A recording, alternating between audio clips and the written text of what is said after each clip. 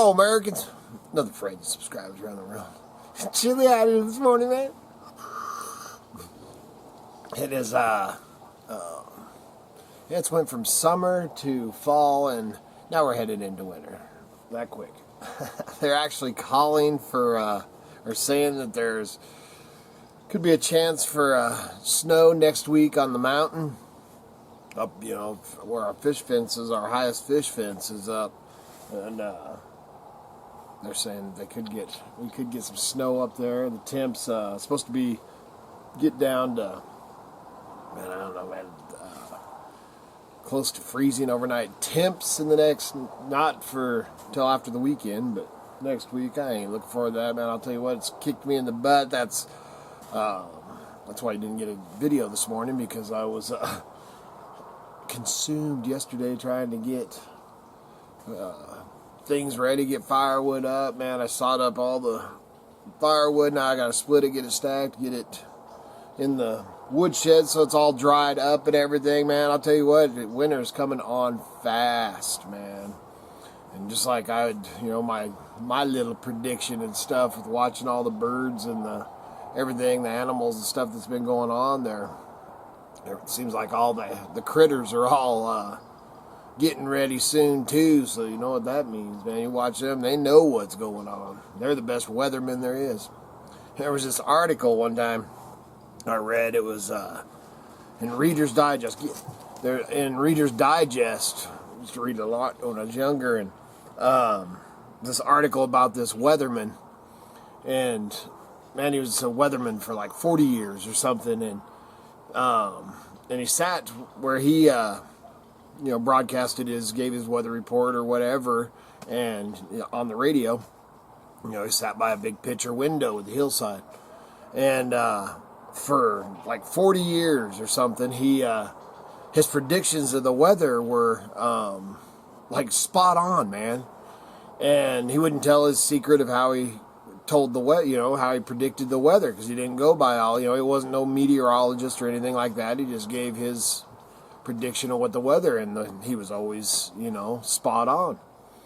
So, man, when he retired, they had an interview with him. This article was just great. Of course, me telling the story is not as good as reading it, but anyway, when he retired, when he was retiring, people are all, man, you gotta tell us your secret of how you predicted the weather for all these years.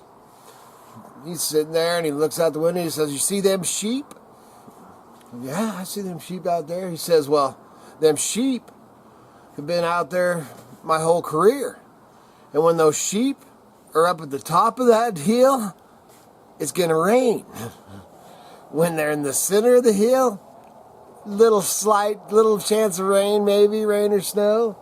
And when they're down at the bottom, there's not going to be no rain at all." Man, so he's watching them for 40 years. I just always thought that was so cool. Of course, the story, if you've ever read Reader's Digest, man, the stories in there are great. But just want to do a little morning coffee check-in, and we're getting it today. Right now, man, I'm out here, like I said, getting wood up, cleaning up, man, getting, just feel like a chicken with my head cut off, man. I got so much stuff to get done and everything before the snow does fly. I'm pretty concerned about how and I ain't ready for winter. I can't believe summer's already over. I was going to do that. Oh, we are going to go up and check up on the mountain. Miss Kitty ain't sitting in here with me right now because she's in having her hair done by Kaylee Ann.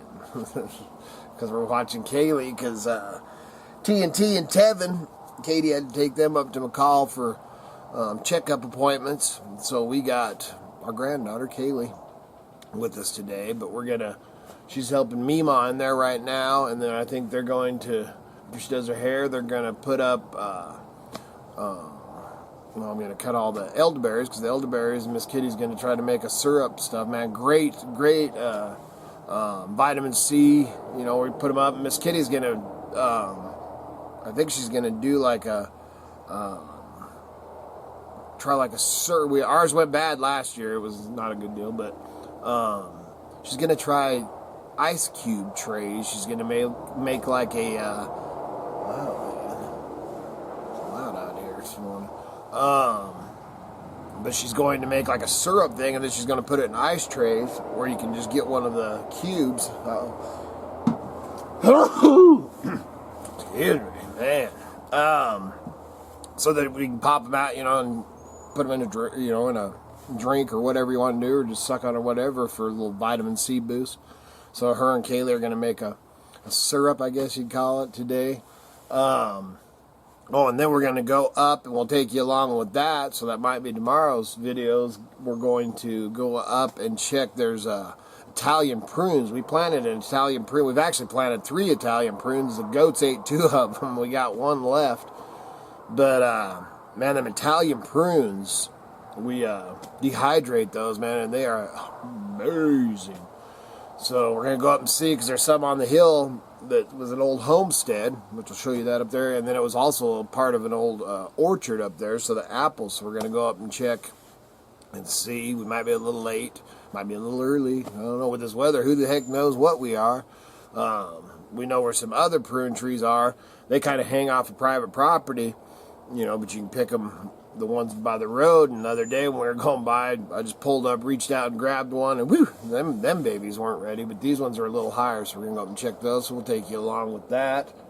I got Father's Day or whatever, got that Ancestry.com, and actually me, Kevin, and Kitty ended up sending in a great gift for somebody too.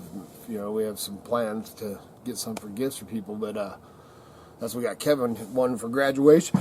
Yeah, man, I'm catching cold or something out here. Maybe I'm just allergic to you. But anyway, I got mine back last night. Kitty's and Kevin should be coming in, and man, pretty interesting. But you watch those TV shows like on PBS, and they do that Ancestry.com stuff, and man, oh man, you're part, this from over here. And mine came back almost, because you hear all the stories growing up, so you always wonder, not that anybody's lying, but just how much truth, and if everybody's got their facts right and everything. And man, I'll tell you what, man, mine was because I'm really into the ancestry thing and researching and everything, and mine was spot on, man. I thought for sure, that I was gonna have well, I just found out, talked about that on video, that my 4th great grandpa was, he was born in Teepee and all that, Shoshone Indian, and I thought that he was 100% Shoshone, and I'd talked about this, but it turned out that he was half Canadian French trapper, or Canadian French, and then he was half Canadian French and half Shoshone Indian. And it came back, and then on my father's side, all my Cajuns, howdy to all my Cajun cousins down there, but the French, the Canadians, the Cajuns, so I knew I had that, and that's all pretty much fact stuff that I'd researched. And then on mom's side, that was my grandma's side, I did find out I tracked my grandpa all the way back to the Netherlands, man, all the way back to 1574 or something like that. Man, it's so interesting, man, and, the Netherlands. And so I told my mom that, and she's like, well, I thought I was German, which, Netherlands is right bordered with Germany. But, man, just interesting stuff, man, if you don't know any of that. But anyway, mine came back pretty much spot on that, what I thought it was going to be. I'm, 80%, French, but Canadian, or French Canadian, and it shows down south, and it shows Acadian, the Canadians and all that, and then over in France and stuff. Just, man, it's pretty interesting, man, the little map thing they give you. And I got my Shoshone and all that, pretty cool. And then I actually, something I didn't know, and I think it comes from, because my father's mom, Grandma Edwards, Grandma Ruby, she's a redhead, so I'd never really thought much of that, but I actually have just a bit Irish and some Scottish too, so I thought that was kind of cool. That one I didn't expect, so that was pretty cool. Anyway, man, if you don't know any of that, if you're into that stuff, man, it is so cool to research it, and they have specials on there where you can get like 2 tests for $80 or something. It wasn't too expensive or anything like that. It was pretty dang cool to do. So got that done finally. I'd always wanted to. But so I thought I'd share that. I'll have to do sit down sometime and do one, mostly because, you know, like I was talking about these videos, I do these mostly for my kids and my grandkids later on. So I should go over that and tell any stories or anything like that, and read some of the stuff. You know, you get on there and start researching. There's a bunch of articles because my Grandpa Hawes, that you know, was born in the teepee, in the lodge or a teepee, and all that. He remembers, you know, he was raised in an Indian camp or a Native American camp until he was 5, and then was taken, and he went out and cowboyed and stuff like that in eastern Idaho. Man, just amazing stories. But there's probably a half dozen newspaper articles on him when he turned 100. And he lived, that was one thing I found out, because I was always told that he'd lived to be 103, and he actually lived to be, he's only 102, man. Anyway, man, that's all I got today. Got a big sale going on eBay, so check that out. There's other things I was going to talk about, but it's kind of chilly out here, and need to get some more coffee, and I need to get my butt busy and start splitting and stacking wood, or I'm going to freeze to death. So, check out the links below. Please remember to like, subscribe, and share. And good Lord willing, and the creeks don't rise, we'll be back again tomorrow. See ya!